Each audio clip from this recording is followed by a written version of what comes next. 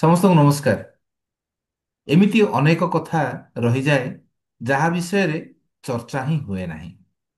ଏମିତି ଏକ କଥା ଯେଉଁଥିରେ ଓଡ଼ିଶାର ଅନେକ ଲୋକ ଯାଇଛନ୍ତି କିନ୍ତୁ ତାଙ୍କ ବିଷୟରେ କଥାବାର୍ତ୍ତା ବହୁତ କମ୍ ହେଇଛି।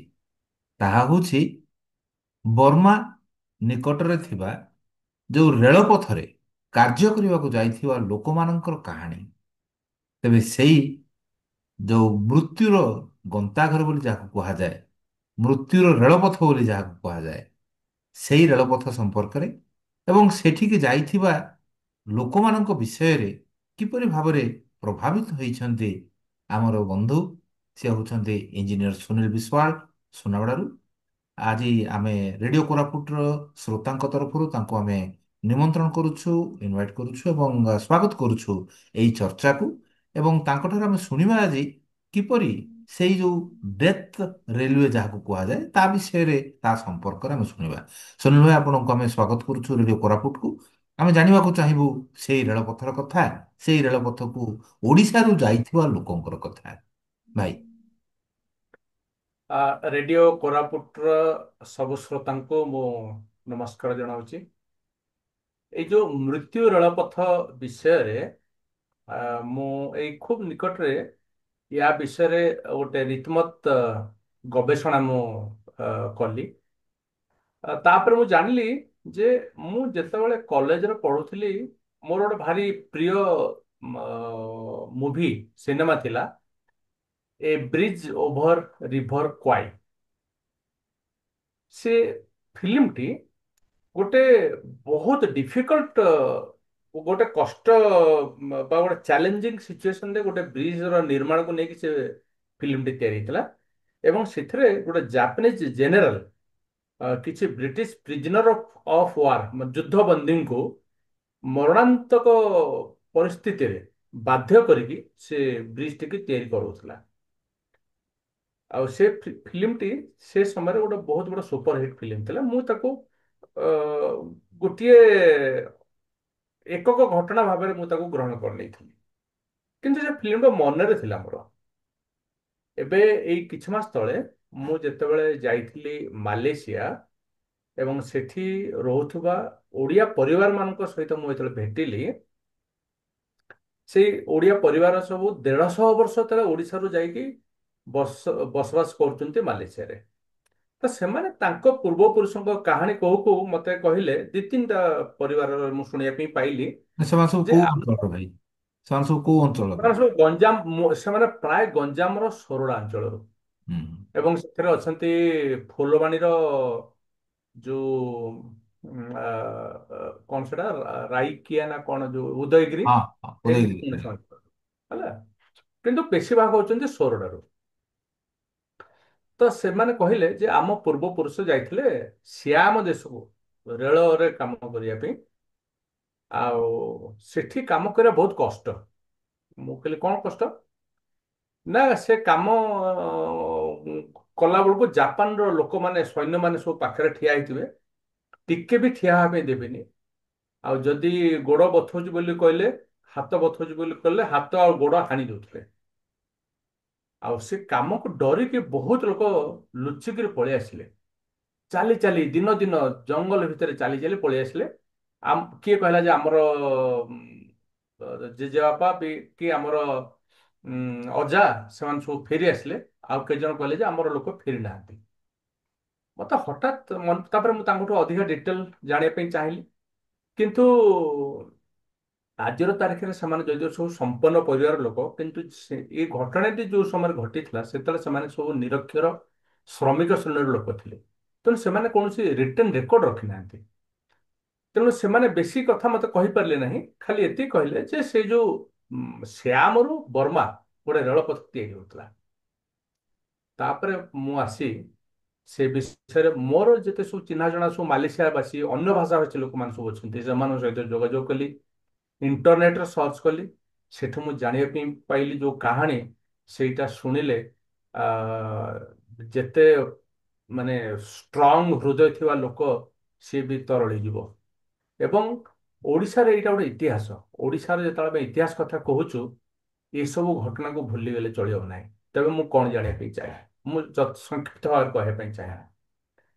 ଦ୍ୱିତୀୟ ବିଶ୍ୱଯୁଦ୍ଧ ଅମଳରେ ଜାପାନ, ମାନେ ଆମର ଦ୍ୱିତୀୟ ବିଶ୍ୱଯୁଦ୍ଧରେ ଦିଟା ପାର୍ଟି ଥିଲେ, ଗୋଟେ ହଉଛି ମିତ୍ର ଶକ୍ତି, ଗୋଟେ ହଉଛି ଅକ୍ଷୟ ଶକ୍ତି। ମାନେ ଆମେ ସେଟାକୁ ଇଂଲିଶରେ କହୁଛୁ ଆଲାଏଡ୍ ଫୋର୍ସେସ୍ ଆଉ ଆକ୍ସିସ୍। ଆକ୍ସିସ୍ ଫୋର୍ସ ଯୋଉଟା ମାନେ ଯୋଉ ଅକ୍ଷୟ ଶକ୍ତି, ସେଥିରେ ପାର୍ଟି ଥିଲେ Germany, Japan, Italy, Hungary, Romania, Bulgaria, ଏଇଭଳି ସବୁ ଦେଶ ସବୁ ଥିଲେ। ଏମାନଙ୍କର ଉଦ୍ଦେଶ୍ୟ ଥିଲା କଣ? ନା ଆମର ଯୋଉ ଟେରିଟୋରି, ଆମର ଆୟତନ, ଆମ ମାନେ ଦେଶର ପରିସୀମାଟାକୁ ବୃଦ୍ଧି କରିବା। ଆଉ ବିଶେଷ କରି ଜର୍ମାନୀର ଉଦ୍ଦେଶ୍ୟ ଆମେ ସମସ୍ତେ ଜାଣିଛନ୍ତି, ଇହୁଦୀ ଜାତିକୁ ଏ ପୃଥିବୀରୁ ବିନାଶ କରିବା। ଆଉ ଅପୋଜିଟ ପାର୍ଟିରେ କିଏ ଥିଲେ? ମିତ୍ର ଶକ୍ତି, ଗୋଟେ ହେଲା Great Britain, USA, USSR, China, France, Poland, ଏମାନେ ମୁଖ୍ୟ। ତ ଆଙ୍କ ଭିତରେ ଯୋଉ ଲଢେଇ ଚାଲିଥିଲା, ଜାପାନ ଯୋଉଠି ଯୋଉଠି ବ୍ରିଟିଶ ମାନେ ଶାସନ କରୁଥିଲେ ସେ ସବୁ ଅଞ୍ଚଳକୁ ଅକ୍ତିଆର କରି ଚାଲିଥିଲା। ପ୍ରଥମେ ଅକ୍ତିଆର କଲା ସିଙ୍ଗାପୁରକୁ, ତାପରେ ଅକ୍ତିଆର କଲା ମାଲାୟ, ଯୋଉଟା ମାଲେସିଆ ବର୍ତ୍ତମାନ ଯୋଉଟା ଆମେ କହୁଛୁ। ମାଲେସିଆ ଆଉ ଭାରତ ଭିତରେ ଅ, ଜଣେ ଚାହିଁଲେ ସମୁଦ୍ର ପଥରେ ଆସିପାରିବ, ନହେଲେ ସ୍ଥଳ ପଥରେ ଆସିପାରିବ। କେମିତି ଆସିବ? ନା ଥାଇଲାଣ୍ଡ ଆଉ ବର୍ମା। ଯଦି ବର୍ମାରେ ପହଞ୍ଚିଯିବ ତାହେଲେ ଇଣ୍ଡିଆ ବର୍ଡରରେ ପହଞ୍ଚିଯିବ। ତ ଆମେ ସମସ୍ତେ ଜାଣିଛନ୍ତି ସୁଭାଷ ବୋଷ ବର୍ମା ପଟରୁ ଆକ୍ରମଣ କରିଥିଲେ ବ୍ରିଟିଶ ସରକାରକୁ। ତ ଜାପାନ ଚାହିଁଲା ଯେ ଭାରତକୁ ଯଦି ମୁଁ, ଭାରତ ମାନେ ବ୍ରିଟିଶ, ଅ, ଭାରତର ବ୍ରିଟିଶ ସରକାରଙ୍କୁ ଯଦି ମୁଁ ଜିତିବି ତାହେଲେ ମତେ ରେଳ ଲାଇନ ତିଆରି କରିବାକୁ ପଡିବ। କାହିଁକି ନା ସମୁଦ୍ରରେ ଯଦି ମୁଁ ସୈନ୍ୟ ମୁଭମେଣ୍ଟ କରିବି, ତାହେଲେ ଯୋଉ ଉପରେ ଯୋଉ ବୋମା ବର୍ଷୀ ସବୁ ଉଡାଜାହାଜ ଅଛନ୍ତି ସେମାନେ ସବୁ ଧ୍ୱଂସ କରିଦେବେ। ତେଣୁ ମତେ ଦରକାର ରେଳପଥ। ରେଳପଥ ଯୁଦ୍ଧ ଚାଲିଛି ବହୁତ କମ ସମୟ ଭିତରେ, ଏତେ ବିରାଟ ବିରାଟ ଜଙ୍ଗଲ, ଘଞ୍ଚ ଜଙ୍ଗଲ, ତା ଭିତରେ ଦେଇ କେମିତି କରାଯିବ? ଜାପାନ ହଉଛି ସବୁଠାରୁ ନିଷ୍ଠୁରତମ ଦେଶମାନଙ୍କ ଭିତରୁ ଅନ୍ୟତମ। ଯେତେବେଳେ ୱାର ଟାଇମରେ, ଏବେ ପିସ୍ ଟାଇମ କଥା ମୁଁ କହୁନି, ସେମାନେ କଣ କଲେ ନା ଯେତେ ଯୁଦ୍ଧବନ୍ଦୀ ଥିଲେ, ବ୍ରିଟିଶ, ଆମେରିକାନ, ଅଷ୍ଟ୍ରେଲିଆନ, ବିଭିନ୍ନ ପ୍ରକାର ଯୁଦ୍ଧବନ୍ଦୀ, ଡେନମାର୍କ, ସବୁ ଯୁଦ୍ଧବନ୍ଦୀ ମାନଙ୍କୁ, ସେମାନଙ୍କର ସଂଖ୍ୟା ପାଖାପାଖି 16,000। 16,000 ଯୁଦ୍ଧବନ୍ଦୀ। ଆଉ ଯୋଉ ମାନେ ମାଲେସିଆରେ ଯୋଉ ଭାରତୀୟ ମୂଳର ଲୋକମାନେ ରହୁଥିଲେ, ମୁଖ୍ୟତଃ ଥିଲେ ତାମିଲ ଆଉ ତେଲୁଗୁ। ତ ସେମାନଙ୍କୁ ଜବରଦସ୍ତ ସୈନ୍ୟବାହିନୀରେ ଭର୍ତ୍ତି କଲେ। ମାନେ ପ୍ରିଜନର ଅଫ ୱାର ମାନଙ୍କୁ ତ ଜବରଦସ୍ତ ଭର୍ତ୍ତି କଲେ, ଏମାନଙ୍କୁ କିନ୍ତୁ ମିଛରେ ସବୁ ପ୍ରତିଶ୍ରୁତି ଦେଲେ ଯେ ଆମେ ସେଠି ଅଧିକା ଦରମା ଦେବୁ, ଚାଲ କାମ କରିବା ପାଇଁ। ଏଇ ଲୋକମାନେ ଯେତେବେଳେ ଥରେ ସେଠି ପହଞ୍ଚିଲେ, ଏମାନେ ଦେଖିଲେ ଯେ ଆକ୍ଚୁଆଲି ସେ ସେମାନେ ଯାହା କହୁଛନ୍ତି ସେମିତି ନୁହେଁ।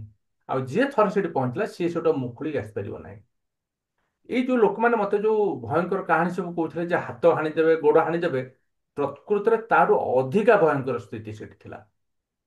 ଏବଂ ଅ, ଜାପାନିଜ ମାନେ ଯେତେବେଳେ ଆସିଲେ, ଯୋଉ ଯେତେବେଳେ ମାଲେସିଆ ଅଧିକାର କରିନେଲେ, ମାଲୟରେ ସେମାନେ ଲୋକ ଖୋଜିଲେ କାମ କରିବା ପାଇଁ। ତାଙ୍କୁ କହିଲେ ଅଧିକା ଦରମା ଦେବୁ, ଚାଲ। ଶ୍ରମିକ ମାନଙ୍କୁ, ଅନସ୍କିଲ୍ଡ ଲେବର ମାନଙ୍କୁ। ସେତେବେଳେ ମାଲେସିଆର ଯୋଉ ଚାଇନିଜ ଲୋକମାନେ ଥିଲେ ସେମାନେ ସବୁ ଲୁଚିକି ସବୁ ପଳେଇଗଲେ। କାହିଁକି? ଜାପାନିଜ ଲୋକମାନେ ଚାଇନିଜ ଲୋକମାନଙ୍କୁ ଦେଖିଲେ ପଚାରୁଥିଲେ ଯିବୁ କି ନାହିଁ, ଯଦି ସେ ମନା କଲା ତା ମୁଣ୍ଡଟା କାଟି ଦଉଥିଲେ। ଆଚ୍ଛା। ତ ଥରେ ସେଠି ପହଞ୍ଚିଲା ପରେ ବିନା କୌଣସି ବିଶ୍ରାମରେ 18 ଘଣ୍ଟା ପରିଶ୍ରମ କରୁଥିଲେ। ଖାଇବା ପାଇଁ ପୁରା ଦଉନଥିଲେ, କପଡା ନଥିଲା, ଜୋତା ନଥିଲା, ଟୁଲ୍ସ ଟ୍ୟାକଲ୍ସ ନଥିଲା। ଛୋଟ ଛୋଟ ହାତ ଉପକରଣ ଧରିକି ସେମାନଙ୍କୁ ବାଧ୍ୟ କରାହଉଥିଲା ବିରାଟ ବିରାଟ ଜଙ୍ଗଲ କାଟିକି ସଫା କରିବା ପାଇଁ, ପଥର ପାହାଡକୁ କାଟିକି ତା ଭିତରେ ଦେଇକି ରାସ୍ତା ବନେଇବା ପାଇଁ।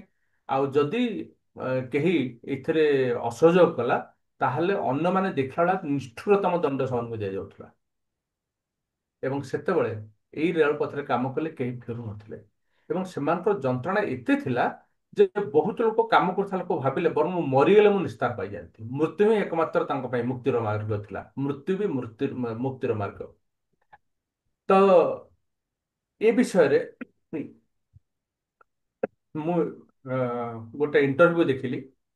ଜଣେ ଅରୁମୁଗମ୍ କାନ୍ଦାସ୍ୱାମୀ ବୋଲି ଜଣେ ଲୋକଙ୍କର ମୁଁ ଇଣ୍ଟରଭ୍ୟୁ ଦେଖିଲି ଇଣ୍ଟରନେଟରେ। ସେ ଆରୁମୁଗମ୍ କନ୍ଦସ୍ୱାମୀ କହିଲେ ଯେ ମୁଁ ଯେତେବେଳେ ଗଲି, ଆ, ମୋ ବଡ ଭାଇ ପଳେଇଥିଲେ ସେଠି କାମ କରିବା ପାଇଁ, ଆଉ ଫେରି ନଥିଲେ, ମୁଁ ତାଙ୍କୁ ଖୋଜିବା ପାଇଁ ଗଲି। ମୁଁ ଯେତେବେଳେ ଖୋଜିବା ପାଇଁ ଗଲି, ଥାଇଲାଣ୍ଡ ଆଉ ମାଲେସିଆ ବର୍ଡରରେ ଜଣେ ଦୋକାନୀ, ସିଏ ହଉଛନ୍ତି ଜଣେ ଓଡିଆ ଲୋକ। ସେ ଓଡିଆ ଲୋକ ମତେ ପଚାରିଲେ ଯେ ପୁଅ ତୁ କୁଆଡେ ଯାଉଛୁ? ସେଠୁ ମୁଁ କହିଲି ଆଜ୍ଞା ମୁଁ ଯାଉଛି ସେ ଯୋଉ ଶ୍ୟାମ ବର୍ମା ରେଳ ଲାଇନକୁ ଯାଉଛି। ତ ସିଏ ମତେ କହିଲେ ଯେ ତୁ ସେଠି ଯାଆନି, କାରଣ ଯିଏ ସେ ଥରେ ଗଲା ସେ ଆଉ ଫେରେ ନାହିଁ। କିନ୍ତୁ ମୁଁ ସେଠୁ କହିଲି ଯେ ମତେ ତ ଯିବା ପାଇଁ ପଡିବ, କାହିଁକି ମୋ ବଡ ଭାଇଙ୍କୁ ମୁଁ ଖୋଜିବା ପାଇଁ ଯାଉଛି। ତ ଇଏ ଯୋଉ ଲୋକ ଯେତେବେଳେ ସେ ପହଞ୍ଚିଛି, ଇଏ କଣ କରିଛି ନା ଜାପାନିଜ ଆଉ ସେ ଯୋଉ ଇଣ୍ଡିଆନ କମ୍ୟୁନିଟି ଭିତରେ ଟ୍ରାନ୍ସଲେଟର ହିସାବରେ କାମ କରୁଛି, ଏବଂ ସେଇ ଲୋକଟି ପରେ ଆଜିର ତାରିଖରେ ସେଇ ଲୋକ ସାରା ଦୁନିଆରେ ଏଇ ଘଟଣା ବିଷୟରେ କହିଛି। ତ ସେଠି କଣ ଚାଲିଥିଲା, ସେ ଯୋଉ ରେଳ ଲାଇନ ତିଆରିରେ 400 କିଲୋମିଟର ରେଳ ଲାଇନ ଏବଂ ପ୍ରତ୍ୟେକ ମାଇଲ ପାଇଁ 400ଟା ଜୀବନ ଯାଇଛି। ଏବଂ ଟ୍ରେନ ଯୋଉ ସ୍ଲିପର ପଡିଛି ସବୁ କାଠର ସ୍ଲିପର, ପ୍ରତ୍ୟେକ 4 ନମ୍ବର ସ୍ଲିପର ହଉଛି ଗୋଟେ ମଣିଷର ଜୀବନ। ମାନେ ଏତେ ଲୋକ ସେଠି ମରିଛନ୍ତି। ଅ ମୁଁ ୟା ପୂର୍ବରୁ ଯୋଉ ଫିଗରଟା କହିଥିଲି 16,000 ଯୁଦ୍ଧ ବନ୍ଦୀ ନା ତୁନେ 16,000 ଯୁଦ୍ଧ ବନ୍ଦୀ ମରିଥିଲେ। 60,000 ଲୋକ ସେମାନେ ନେଇଥିଲେ, ସେଥିରୁ ମରିଥିଲେ 16,000। ଆଉ ଏଇ ଯୋଉ ଅନସ୍କିଲ୍ ଲେବର ଯୋଉ ଇଣ୍ଡିଆନ କମ୍ୟୁନିଟି ଯୋଉଥିରେ ଓଡିଆ ବି ଅଛନ୍ତି, ସେମାନେ ପାଖାପାଖି ମରିଥିଲେ 1.5 ଲକ୍ଷ। ଏବଂ ତାଙ୍କର କୌଣସି ରେକର୍ଡ ନାହିଁ। ଏଇ ଯୋଉ ଯୁଦ୍ଧବନ୍ଦୀ ମାନଙ୍କର ରେକର୍ଡ ଅଛି, କି ବ୍ରିଟିଶ ଲୋକମାନେ ବହୁତ ଏକ୍ସପର୍ଟ ସେମାନେ ରେକର୍ଡ ରଖିବାରେ। କିନ୍ତୁ ଏମାନଙ୍କୁ ଏଇ ଯୋଉ ଅନସ୍କିଲ୍ ଲେବର୍ସ ତାଙ୍କୁ ଜାପାନିଜ ମାନେ କହୁଥିଲେ ରୋମୁସା, ROMUSHA ରୋମୁସା। ଏ ରୋମୁସା ମାନଙ୍କର ଯୋଉ ଜୀବନ ପୋକ ମାଛି ଭଳିଆ ସାଙ୍ଗରେ ସମାନ। ଯାହା ହଉ ଆଜିର ତାରିଖରେ ଥାଇଲାଣ୍ଡ ବର୍ମା ରେଲୱେ ଲାଇନ ସେଇଟା ଗୋଟେ ମ୍ୟୁଜିୟମ ସେଠି ଅଛି। ଏବଂ ସେଇଟା ଗୋଟେ ଟୁରିଷ୍ଟ ସ୍ପଟ ବି ହେଇଛି। ଏବେ ସେଇଟା ଗୋଟେ ବହୁତ ବଡ ଟୁରିଷ୍ଟ ଡେଷ୍ଟିନେସନ, ଲୋକମାନେ ଯାଉଛନ୍ତି ସେଠି କୋଉ ଭଳି କଣ୍ଡିସନରେ ଲୋକମାନେ କାମ କରୁଥିଲେ, କେମିତି ବ୍ରିଜଟା ମାନେ ଯୋଉ ରେଳପଥ ତିଆରି ହେଇଥିଲା ସେଟା ଦେଖିବା ପାଇଁ ଯାଉଛନ୍ତି। ଏବଂ ଏଇଟା ଆମ ଓଡିଶାର ବି ଇତିହାସ ଅଂଶ ବିଶେଷ। ଓଡିଶାର ଯେତେବେଳେ ଇତିହାସ କଥା ଆମେ ଆଲୋଚନା କରୁଛୁ, ଏ ଘଟଣାଟି ବି ସ୍ଥାନ ପାଇବା ଦରକାର। ନିଶ୍ଚିତ ଭାବରେ ବହୁତ ଦୁଃଖର କଥା ଯେ ୟା ନେଇ ଆମର ଗବେଷଣା ବି ହେଇନାହିଁ ଏବଂ ସେ ସମ୍ପର୍କ କିପରି ଭାବରେ ସ୍ଥାପନ ହେଇପାରିବ, ଯେଉଁମାନେ ବି ତାଙ୍କର ପରିବାର ଗୁଡ଼ିକ ରହିଯାଇଛନ୍ତି ସେପଟେ, ଯେମିତିକି କୁହାଯାଏ କୋରାପୁଟର ଯେଉଁ ଆଦିବାସୀ ସଂଗ୍ରହାଳୟ ରହିଛି ସେଠାରେ ଆ, ଆସାମର ଚା ବଗିଚାରେ କାମ କରିବାକୁ ଅନେକ ଲୋକ ଏଠାରୁ ଯାଇଛନ୍ତି। କୁହାଯାଏ ଯେଉଁ ବର୍ମାରେ ରେଳପଥ ତିଆରି କରିବା ପାଇଁ ମଧ୍ୟ ଏଠାରୁ କୁଲି ଭାବରେ ସେମାନଙ୍କୁ ଏଠାରୁ ନିଆଯାଇଛି, କିନ୍ତୁ ସେମାନେ ଆଉ ଫେରି ନାହାନ୍ତି। ତେବେ ଏଇ ଯୋଉ ସମ୍ପର୍କ, ଏଇ ଯୋଉ ଓଡ଼ିଆ ମାନେ ଚାରିଆଡେ ରହିଯାଇଛନ୍ତି, ସେମାନଙ୍କ ଭିତରେ ଗୋଟେ ସମ୍ପର୍କ ସ୍ଥାପନ କରିବା ପାଇଁ ସ୍ୱତନ୍ତ୍ର ଯୋଉ ବ୍ୟବସ୍ଥା ହେବା କଥା, ସେ ଦିଗରେ ଆମେମାନେ ଚିନ୍ତା ବି କରିନାହିଁ। ସରକାର ଚିନ୍ତା କରିବାର ଆବଶ୍ୟକତା ରହିଛି ଏବଂ ଏ ଦିଗରେ ସ୍ୱତନ୍ତ୍ର ଭାବରେ ପଦକ୍ଷେପ ନେବାର ଦରକାର ଅଛି। କାରଣ ସାରା ବିଶ୍ୱରେ ବିଭିନ୍ନ ଜାଗାରେ କୋଉ କୋଉ ଭଳିଆ ଅବସ୍ଥାରେ ଓଡ଼ିଆ ମାନେ ରହିଛନ୍ତି, ସେଠି କିପରି ଭାବରେ ସେମାନେ ସଂସ୍କୃତିକୁ ବଞ୍ଚାଇ ରଖିଛନ୍ତି, ସଂସ୍କୃତିର ଧାରା କିପରି ରହିଛି, କିପରି ତାଙ୍କର ପରିବାର ସହିତ ସମ୍ପର୍କ ସ୍ଥାପନ ହୋଇପାରିବ, ଏ ସମସ୍ତକୁ ନିଶ୍ଚିତ ଭାବରେ ଗୁରୁତ୍ୱର ସହିତ ଚିନ୍ତା କରିବାର ଆବଶ୍ୟକତା ରହିଛି। ଏବଂ କିପରି ସେମାନେ ଯେଉଁମାନେ ଫେରିବାକୁ ଚାହୁଁଛନ୍ତି, କାରଣ ସେମାନେ ଯେଉଁ ଭଳିଆ ସ୍ଥିତିରେ ଥିବେ, କିଏ କୁଲି କାମଟେ କରୁଥିବ ବହୁତ ଦୂରରେ ରହିଛି, ସେ ତା ଗାଁକୁ ଫେରି ପାରୁନଥିବ, ସେଭଳିଆ ସ୍ଥିତିରେ ଥାଇପାରନ୍ତି। ତେଣୁ ତାଙ୍କୁ ଆର୍ଥିକ ସହାୟତା ମଧ୍ୟ ଆବଶ୍ୟକତା ଥାଇପାରେ। ତେଣୁ ଏଇ ଯେଉଁ ବିଶେଷ ଭାବରେ ଗବେଷଣାର ଆବଶ୍ୟକତା ରହିଛି ଏବଂ ତାର ତଥ୍ୟ ନେବାର ଆବଶ୍ୟକତା ରହିଛି। ତେଣୁ ଏଇ ଦିଗଟିକୁ ଆପଣ ଯେଉଁ ଆଲୋକ ପ୍ରଦାନ କରିଛନ୍ତି, ସେଥିପାଇଁ ରେଡ଼ିଓ କୋରାପୁଟର ସମସ୍ତ ଶ୍ରୋତାଙ୍କ ତରଫରୁ ଆପଣଙ୍କ ପାଖରେ ଆମେ କୃତଜ୍ଞତା ଜଣାଉଛୁ ଏବଂ ଆମେ ଆଶା କରୁଛୁ ଏଭଳି ଅନେକ କଥା ଯାହାର ବିଷୟରେ ଆମେ ଜାଣିନାହେଁ। କାରଣ ଯେକୌଣସି ଏକ ବିରାଟ କନଷ୍ଟ୍ରକ୍ସନ ଯେତେବେଳେ ହୁଏ, ସେତେବେଳେ ଅନେକ ଲୋକଙ୍କର ମୃତ୍ୟୁ ଘଟିଥାଏ। ଯେମିତିକି ମୁଁ ଯେତେବେଳେ ଯାଇଥିଲି ବେଜିଂ, ବେଜିଂରେ ଗ୍ରେଟ୍ ୱାଲ୍ ଅଫ୍ ଚାଇନାରେ ଯେତେବେଳେ ଚଢ଼ିବାକୁ ଯାଉ, ସେଠି ଗୋଟେ ଲେଖା ହେଇଛି ଯେ ଆପଣ ଯେତେବେଳେ ଏଇ ଗ୍ରେଟ୍ ୱାଲ୍ ଅଫ୍ ଚାଇନାରେ ଚାଲୁଛନ୍ତି, ସେତେବେଳେ ଲକ୍ଷ ଲକ୍ଷ ଲୋକମାନଙ୍କର ଯେଉଁ ମୃତଦେହ ଏଠି ମୃତ୍ୟୁ ଘଟିଛି, ତା ଉପରେ ଆପଣ ଚାଲୁଛନ୍ତି। ତେଣୁ ଯେତେ ଯେଉଁ କୌଣସି କୀର୍ତ୍ତିରାଜିକୁ ଆମେ ଯେତେବେଳେ ଦେଖୁଛେ, ତା ପଛରେ ଥିବା ଏଇ ଯେଉଁ କରୁଣ କାହାଣୀ ଗୁଡ଼ିକୁ ଆମେ ଜାଣିପାରିଲେ, ନିଶ୍ଚିତ ଭାବରେ ସେଇ ଯେଉଁ କୀର୍ତ୍ତିରାଜିର ପଛରେ ଯେଉଁମାନେ ବାସ୍ତବରେ ନିଜର ରକ୍ତ ମାଂସକୁ ଦେଇଛନ୍ତି, ସେମାନଙ୍କ ପ୍ରତି ଅନ୍ତତଃ ପକ୍ଷେ କୃତଜ୍ଞ ହୋଇପାରିବା ଯେ ସେମାନଙ୍କର ସେଇ ବଳିଦାନ ଯୋଗୁଁ ଆମେ ଆଜି ଏତେ ସୁନ୍ଦର ଭାବରେ ଗୋଟେ ଜିନିଷଟେ ପାଇଚାଲିଛେ। ତେଣୁ ଆମେ ଆଶା କରୁଛୁ ଭବିଷ୍ୟତରେ ଆମେ ଆହୁରି ଅନେକ ନୂତନ କଥା ଆବିଷ୍କାର କରିବାରେ ସମର୍ଥ ହେବା। ତେଣୁ ପୁଣି ଥରେ ସୁନୀଲ ଭାଇଙ୍କ ପାଖରେ ଆମେ କୃତଜ୍ଞତା ଜଣାଇବୁ ଯେ ସେ ଏତେ ସୁନ୍ଦର ଗୋଟେ ଯୋଉ କଥାଟିକୁ ଲୋକଲୋଚନକୁ ଆସିନଥିଲା, ତାକୁ ଆଣିବା ପାଇଁ ପ୍ରଚେଷ୍ଟା କରିଛନ୍ତି ଏବଂ ତା ଉପରେ ଗବେଷଣା କରିବାର ଆରମ୍ଭ କରିଛନ୍ତି। ସୁନୀଲ ଭାଇ, ଆପଣଙ୍କ ପାଖରେ କୃତଜ୍ଞତା ଜଣାଉଛୁ। ଆଉ ପୁଣି ଥରେ ଦେଖାହବ, ସେ ପର୍ଯ୍ୟନ୍ତ ସାନ୍ତାକାର ବିଦାୟ ନେଉଛି।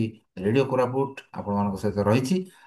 ଦେଖୁଥାନ୍ତୁ, ଶୁଣୁଥାନ୍ତୁ, ଆପଣମାନଙ୍କ ମଧ୍ୟରେ ରହିଛି, ଆପଣମାନଙ୍କ ପାଇଁ। ଆମ ସମସ୍ତଙ୍କ ଭିତରେ ଏକ ସମ୍ପର୍କ ସ୍ଥାପନ କରିବା ପାଇଁ ରେଡ଼ିଓ କୋରାପୁଟ ଆରମ୍ଭ କରାଯାଇଛି। ତେଣୁ ଏହି ସମ୍ପର୍କ ରହିଥାଉ। ରେଡ଼ିଓ କୋରାପୁଟକୁ ଆପଣ ଦେଖୁଥାନ୍ତୁ, ଶୁଣୁଥାନ୍ତୁ। ରହୁଛୁ ତେବେ, ନମସ୍କାର।